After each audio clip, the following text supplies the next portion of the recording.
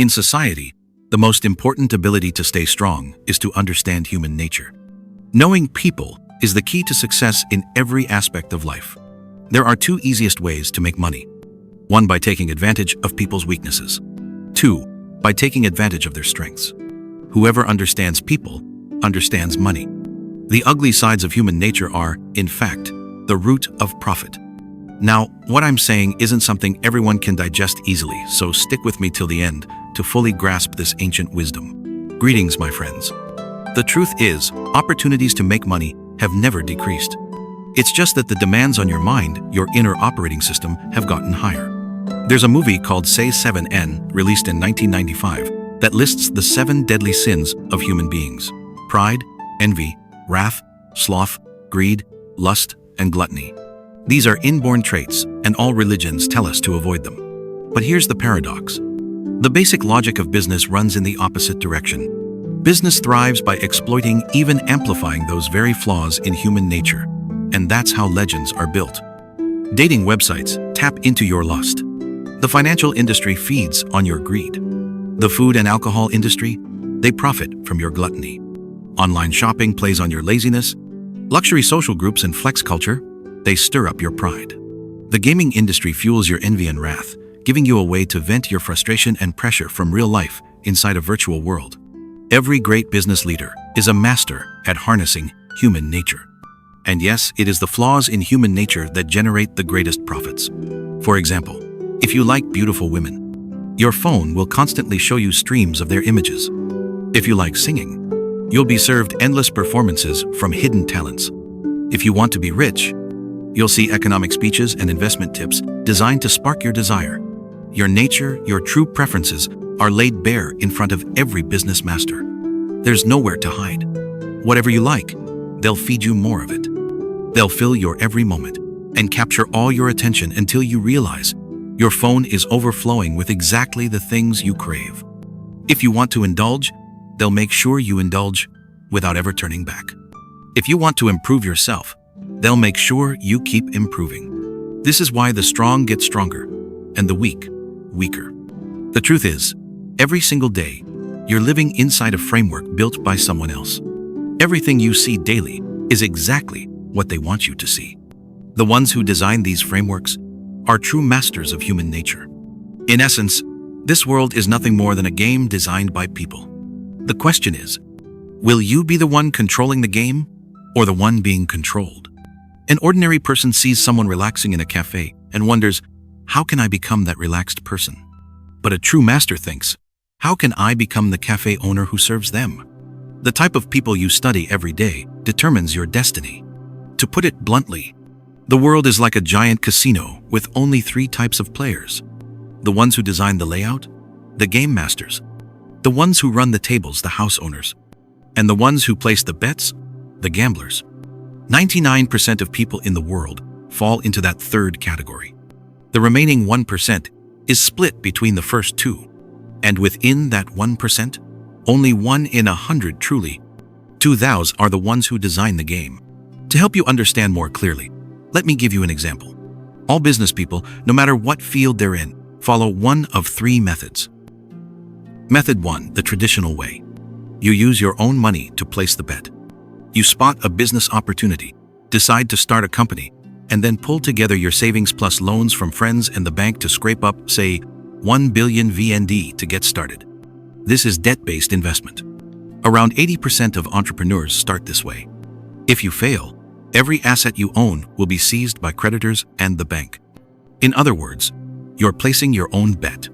If you lose everything. Method 2, the skilled way. You use other people's money to place the bet.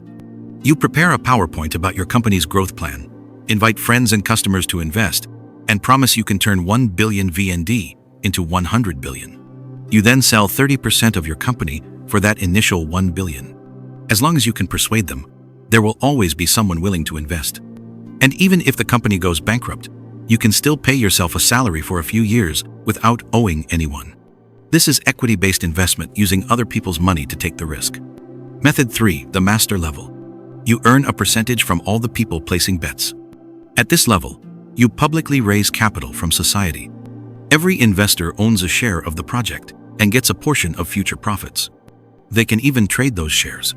You set a high valuation, say 100 billion VND, and from the moment the doors open, your company is already worth tens of millions of dollars on paper. Then you look for the right moment to sell, and boom, instant wealth. This is the world of IPOs, initial public offerings. All the big companies play this game. When investors join in, the gamblers and the house owners start harvesting profits and quietly prepare their exit. Same startup, same type of business, but with different identities, the results are worlds apart. The difference between making money, collecting money, and getting truly wealthy is simple. The gambler is the one making money. The table owner is the one collecting money. But the person who owns the entire casino, they are the one who gets truly wealthy. So what's the real difference between these three groups? When everyone discovers a gold mine, they all rush in to dig. You join them, but by the time you arrive, there's hardly any gold left. So what should you do? Don't join the team digging for gold. Instead, sell water, food, tools, and books about gold mining techniques along the road to the gold mine. Make your money from the gold diggers themselves. In our time, the essence of making money is this: make money from those who want to make money. YouTube became massive because it makes money from people who want to make money on YouTube. When the street vending economy boomed, the first ones to profit weren't the vendors themselves, it was the people selling the vending carts. A friend of mine used to do live streams without much success. Then one day, he created a live stream toolkit and sold it to people doing live streams. Suddenly, sales took off. Airbnb doesn't own a single apartment or villa. Yet people all over the world use their service to find accommodation when traveling. The hosts? They're busy all the time, but often don't earn much. Meanwhile, Airbnb, without owning a single property, reached a market value in the hundreds of billions of dollars from nothing more than a phone app. Now, look at yourself. Rent, utilities, employee salaries working hard day and night. And at the end of the year, how much do you actually make? Isn't that something worth thinking about? Taobao has no products. Ctrip owns no hotels. Airlines ticketing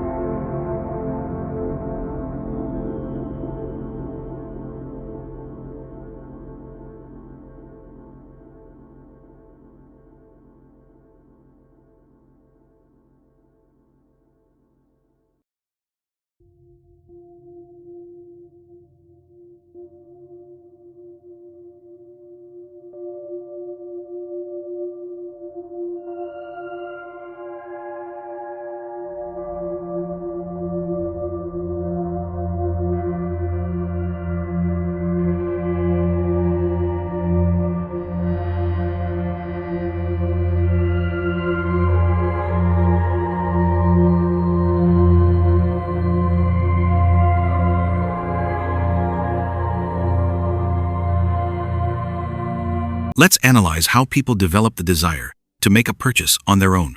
To explain this, we can learn from the way big brands like Apple operate. When you think of the iPhone, the image of a premium, luxurious, and modern product immediately appears in your mind. This is not a coincidence. It's the result of decades of brand-building strategy. Apple doesn't just sell phones, they sell a lifestyle, an ideal that millions of people aspire to. They don't just create high-quality products, they tell compelling stories about those products, building a powerful image in the hearts of consumers. Next, Apple consistently creates desire for their next product. They don't release products quietly or in bulk. Instead, they launch each one with a grand event that captures the world's attention. It's like creating a vision of paradise, a place everyone wants to reach. And finally, Apple provides consumers with a bridge to that paradise. They build Apple stores with exceptional customer service, offer financing programs to make purchases easier, and design a tightly connected ecosystem of products. All these elements make owning an Apple product feel effortless and irresistible. And to make it even more interesting, let's take a closer look at how Apple managed to succeed so spectacularly. Step 1. They built the image of a premium, innovative brand. Step 2. They created desire for their products by introducing groundbreaking technology and bold designs.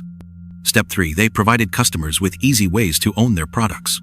This story isn't meant to shock anyone or stir unnecessary emotions. Its purpose is to help us better understand the importance of creating an image, an attractive goal, a paradise, and then building the bridge that leads people to it. It emphasizes the power of crafting a strong image, defining a goal that people deeply want, and showing them the path to reach it. And this principle can be applied far beyond business. It works in social relationships, personal growth, and countless other areas of life. Next, I want to share a story with you. Through this story, you will gain a deeper understanding of what paradise and the bridge truly mean. This is a real event, an unusual and memorable incident that took place on the 28th of February, 2013, in Chengdu, Sichuan Province, China. On that afternoon, on a local bridge called Juyanqiao, or Nine-Eye Bridge, a man was walking across when suddenly, out of nowhere, a woman appeared. She may have been drunk. She quickly pushed the man to the ground, pulled down his pants, and forcefully mounted him. After some time resisting, the man was eventually overpowered. And the result was that this woman had raped the man. Once the incident ended, the man ran straight to the local police station to report it. The local police took the matter very seriously and immediately launched an investigation. Because of that, news of the incident spread rapidly. In the days that followed, groups of men, 2 here, 3 there, began gathering at Nine-Eye Bridge. Eventually, there were thousands of men congregating in the same place, raising their hands high and calling for the lady to come back. The scene at the bridge turned chaotic, almost like a strange, sudden tourist attraction. If anyone had set up food stalls there, they could have made tens of thousands of yuan in a single day. In the end, the Chengdu City Police had to deploy a large number of officers and expend significant effort to disperse the crowd and restore order at Nine-Eye Bridge. Now, after hearing this story, you might think, this is unbelievable. What on earth were those men thinking? If it were just one foolish person, fine, we could understand. But thousands, tens of thousands, were they all foolish? Did they really believe they could find that woman again? If it were me, I certainly wouldn't go. I wouldn't be that foolish. But would you go? I don't know if you're foolish or not, but the undeniable truth is, thousands and thousands of men did go. And here's the key point. Put yourself in their shoes for a moment. If our customers pursued our products with the same intensity and eagerness that these men pursued that woman, wouldn't that be incredible? I'm telling you, if you truly understand human nature and apply it to your marketing strategy, you can achieve this kind of result. Here's the reality. The first men who went to Nine-Eye Bridge probably knew exactly why they were going. But the ones who arrived later, they had no idea what had happened. They only saw others going, and so they followed. And our customers often behave the same way. The first buyers, the ones at the very front of the line, know exactly what they're doing.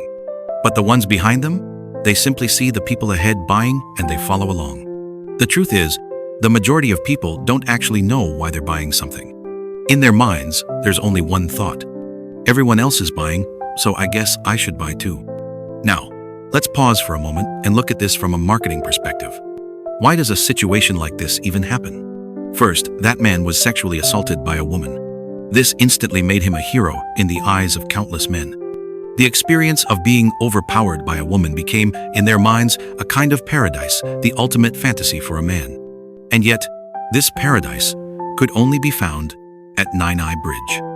Nine-Eye Bridge became the bridge both literally and symbolically, connecting everyone to that story, to that dream. Now, when it comes to business, if you don't have these three things, a hero, a paradise, and a bridge, your customers won't have a reason to take out their wallets and chase after you. From here, let's move into the deeper truth, the 4 core principles for understanding the nature of money.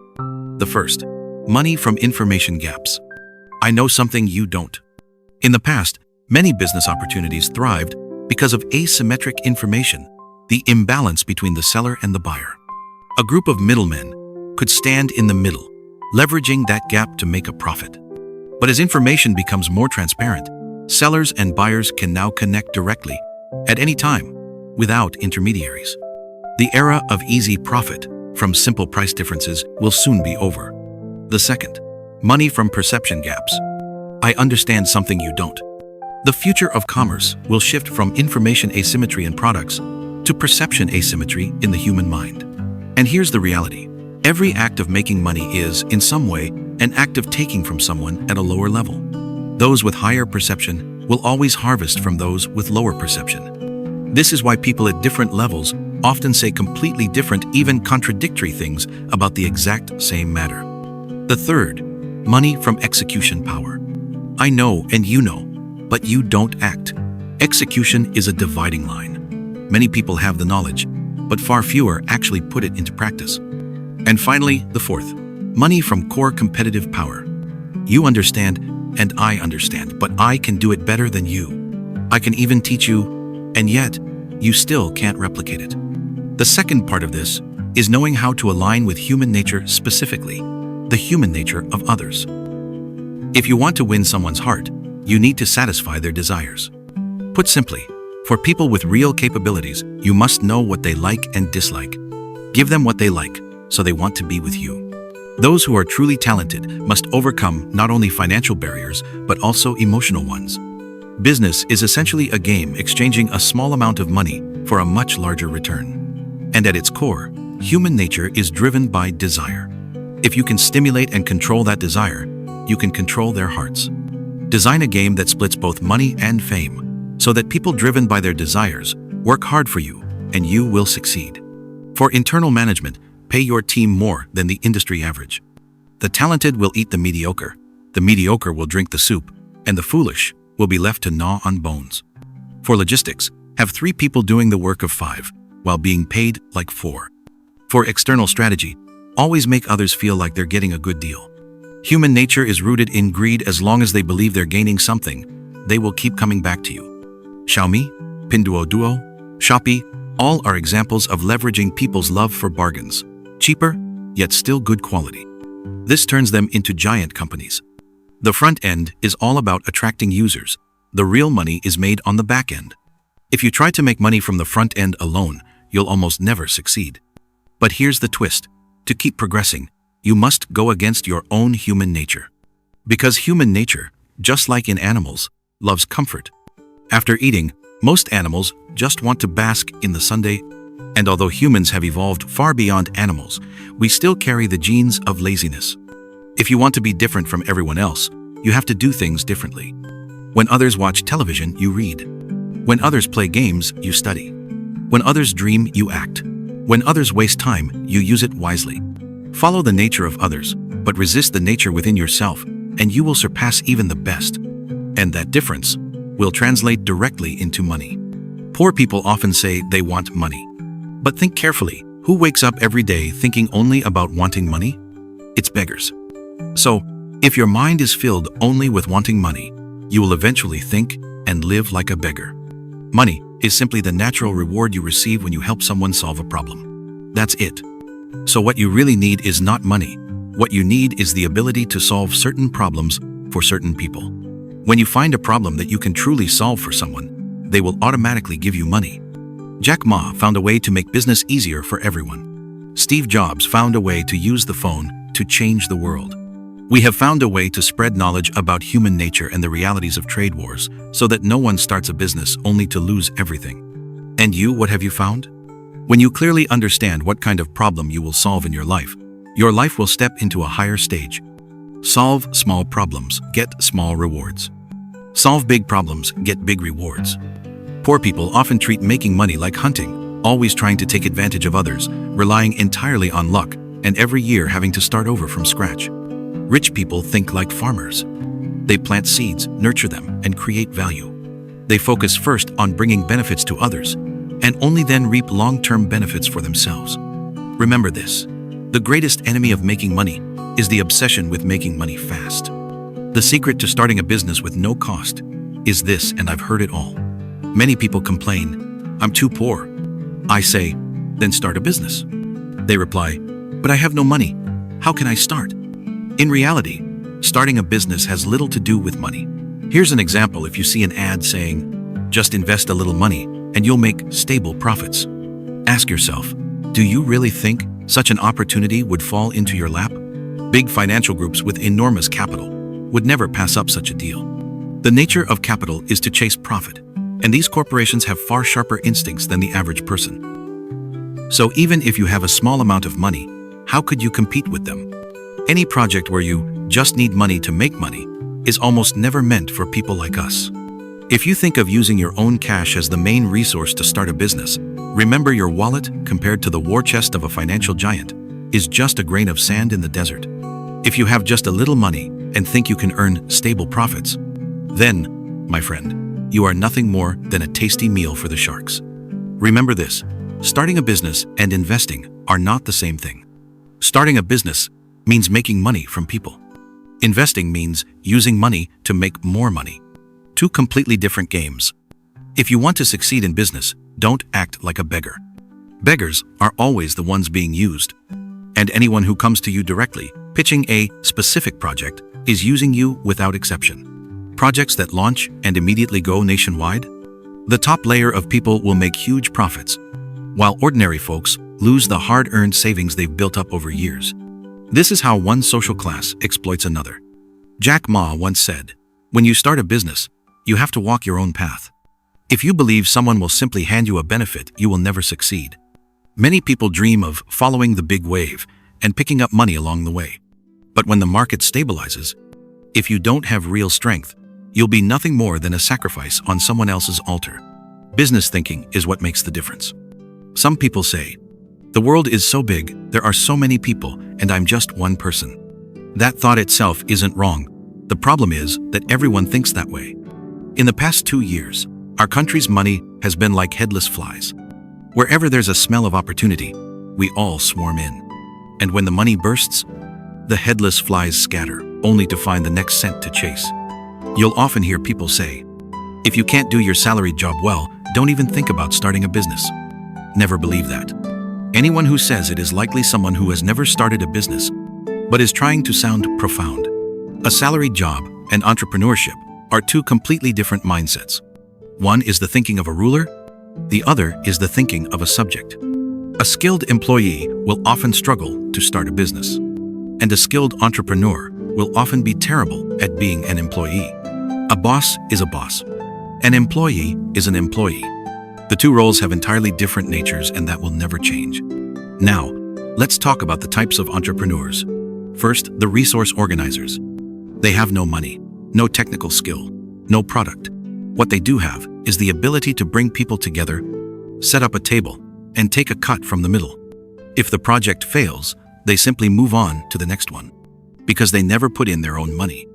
In Chinese slang, these are called white wolves. Wolves with empty hands. Second, the opportunistic investors. They study which industries make fast money and invest there.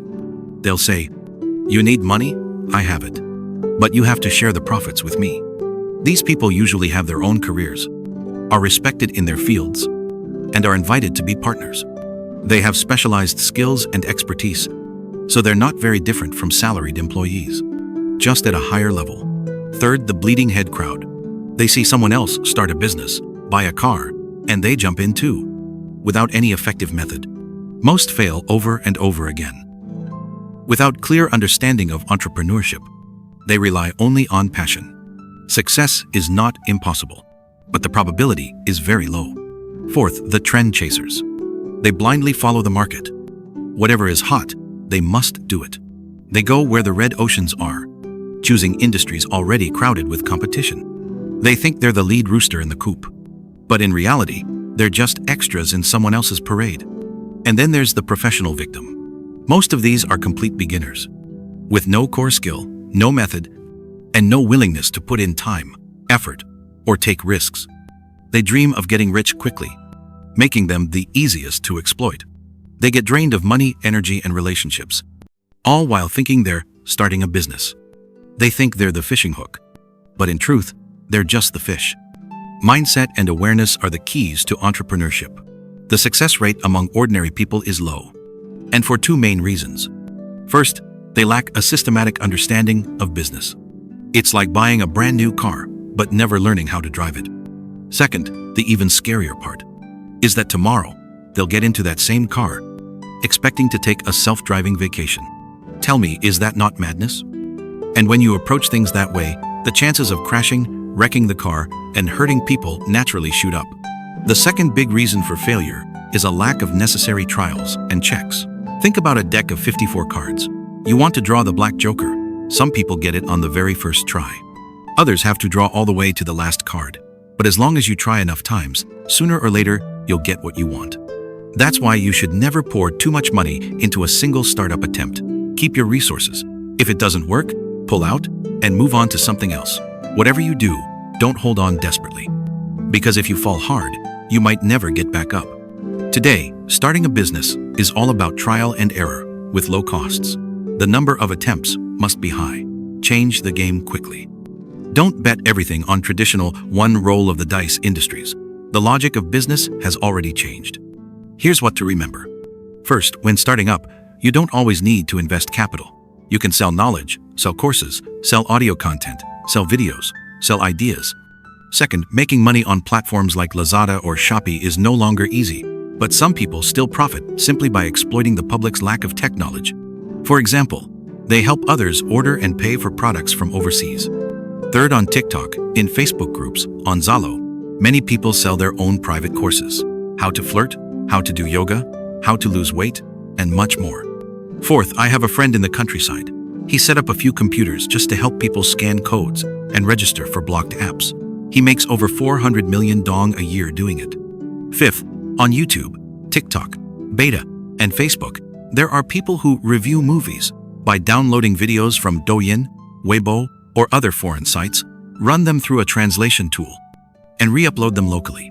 Their monthly income can hit hundreds of millions of dong. Sixth, some daring guys specialize in finding mysterious events and live streaming them. The number of followers is massive. One episode can earn more than a full-time salary for months. Seventh, in fashion content creation, some teams simply take videos of a pretty girl showing outfit combinations, attach affiliate links, and make serious money. There are countless ways to make money on the internet. It's not that you can't make money, it's that you don't yet have the mindset for making money.